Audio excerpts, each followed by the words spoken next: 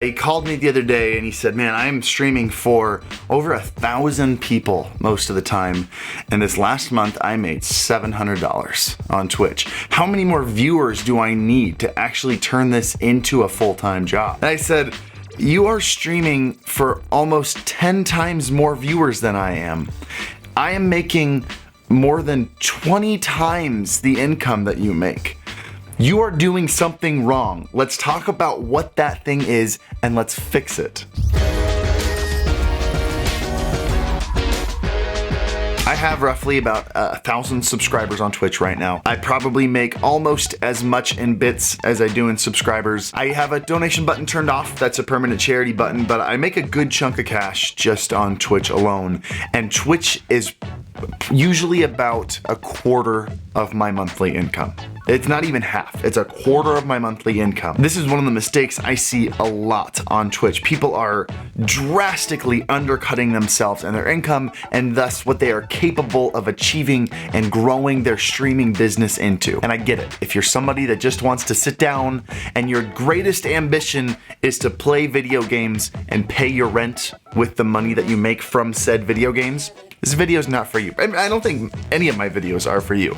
This video is for people who want to turn their content into a business. This is for people who want to make waves on Twitch, who want to be recognized, who want to go to TwitchCon and have people want to take pictures with them. If that's you, you need cash flow to make this kind of stuff happen. I see so many streamers, even big streamers, making the same mistake, limiting their income to whatever they make on subscribers, bits, and donations. They could literally be making triple this amount or more if they learn to diversify their income, find different avenues of revenue. I've got a streamer friend of mine who's a much bigger deal on Twitch than I am. He called me the other day and he said, man, I'm streaming for over 1,000 people most of the time. And this last month I made $700 on Twitch. How many more viewers do I need to actually turn this into a full-time job? And I said, you are streaming for almost 10 times more viewers than I am. I am making more than 20 times the income that you make. You are doing something wrong. Let's talk about what that thing is and let's fix it. And by the way, one last thing before we get into actual money-making strategies, you don't have to apologize for making money. You don't have to worry that if people see you making money, they're going to unsubscribe to you. This is a business. You are you are incapable of doing certain things if you don't have enough revenue to do it. I'm able to buy equipment to review on this channel for you with the income. I'm able to hire an editor on this channel because of my income. I'm able to hire coders to code widgets that you guys then get for free from me because of the revenue on these sources we're going to talk about. As long as you're not flaunting your income and you're using it for incredible things, no one's going to be upset with you for making money. So I'm not going to apologize for making money. You shouldn't apologize for making money. Let's talk about how to make you more money. Generally, there are two different sources of income for, at least for content creators, influencers, whatever you want to call them. There's the crowd-funded income, which costs your viewers money. And then there is all the other kinds of money that doesn't come out of your viewers' pocket. We're going to call that higher revenue. This is what you want to aim for because this will run dry. Your viewers are not millionaires.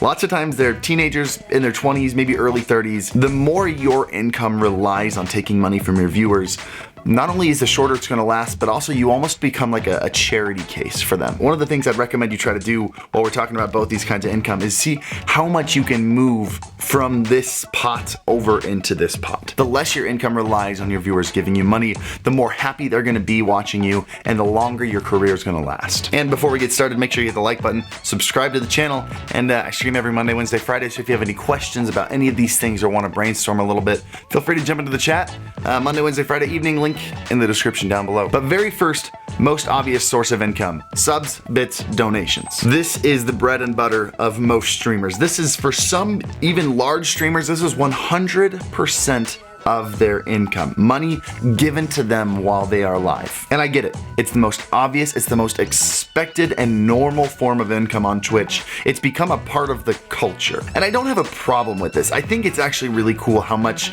streamers love to support each other. It creates a little bit of a safety net for the content creators that something like YouTube really hasn't cultivated. If there's another adpocalypse on YouTube, YouTube creators lose a good chunk of their income, whereas on Twitch, we're okay because a lot of what we're doing is crowdfunded. I don't need to spend a lot of time on that one. You guys know exactly how it works. The next one, let's talk about merch. Merch is another common crowd-funded form of income, except rather than just them giving to you because they want to support you, they're giving to you because they get something in return, something of value, something tangible that they can hold. I absolutely recommend you go and find a designer, whether it's for, 40, 50 bucks on Fiverr. Come up with a very small line of really solid and fun merch that you feel like you would wear yourself, and make sure that it interacts with your stream. For example, you see a lot of streamers with Design by Human widgets down in the description. That way, while they're watching, they can scroll down and they can look through all your merch while they're watching your stream. Another really great option is doing your merch through Streamlabs or Stream Elements, because in these situations, the merch is actually integrated into the alert platform, so that when someone buys your shirt, it pops up on stream letting everyone know, hey, so-and-so just bought your t-shirt, which I think is really cool. Just another way to really remind people that you have this merch that they might want. Go create some merch. We're actually working on some for this channel and my personal channel right now. I'll let you know when it's done. Don't worry, it'll be great. All right, let's move away from the crowd-funded. Let's move into some of that higher revenue over here. Let's talk about sponsors. Sponsorships can be awesome if you know how they work. Most people expect sponsorships to be like, oh, well, I'm sponsored by Logitech or Razer, so I put their logo underneath my camera and then I use their products on stream. Those aren't the most profitable sponsors, especially if you're not big into your gaming influence. For the most part, the only times those pay out huge is when you are a big gamer. You have to think about where your influence lies. If your influence lies in gaming gear and your gameplay, people are going to use what you use. In fact, I originally bought HyperX Cloud Flights because I saw Shroud wearing them. And I thought, okay, if they're good enough for Shroud, they're gonna be good enough for me. Turns out I actually returned them because they didn't have some of the features I wanted. But if I see some random who is half decent at Apex Legends wearing headphones, that's not going to encourage me to buy it at all. And sponsors recognize that. Recognize where your value lies. Where do people listen to you? Are you creating more content outside of Twitch that has an opportunity to be influencing people and thus bring sponsors onto that content? There's a reason sponsors are so eager to jump onto the Alpha Gaming channel, and I'm able to be really picky with who I work with. I get to say no to companies I don't feel are best reflective of what we do here. It's because this is a channel where you listen and we learn together. Any sponsor that can jump on a learning channel is going to have a lot of influence over their product. It's probably one of my favorite sources of income. Not only is it pretty lucrative, but also it costs you nothing but your eyeballs and your earballs. Next source of higher income that is a little bit more volatile. This is YouTube ad revenue. This is one I don't recommend people rely on as much. It's not the most lucrative. However, it tends to be pretty consistent with your upload schedule. As I upload on this channel twice a week, that number very slowly and consistently rises. As my viewership and my subscriber count rises, that number slowly goes up with it. And I can kind of rely on that month to month.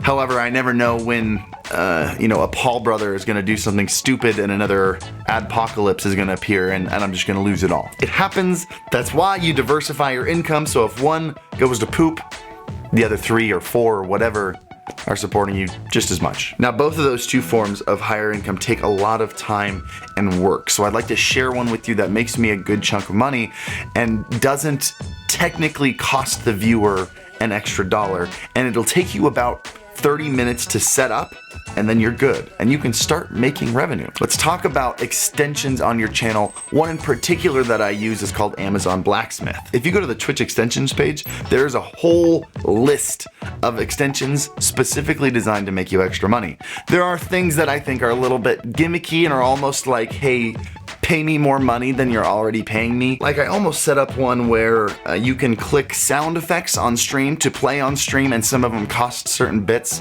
And the more I got into it, the more I just I didn't like it. It felt like a little bit too much of a cash grab to me. But with Amazon Blacksmith, if you are able to make your stream looking really unique, you are able to use some really cool equipment. Like for example, a lot of people ask about these lights that are behind me, and they're actually just really cheap outdoor floodlights. You're able to go on Amazon, add those lights to your blacksmith, and they appear down in a panel on your stream, and you can say, oh, there's a link to them below. The viewer buys them because they like the product. They don't have to pay any extra because it's on your channel. You just make about a 5% commission off of it. So sure, while that money technically comes from the user or the viewer buying something, it's still money coming from Amazon as a commission source.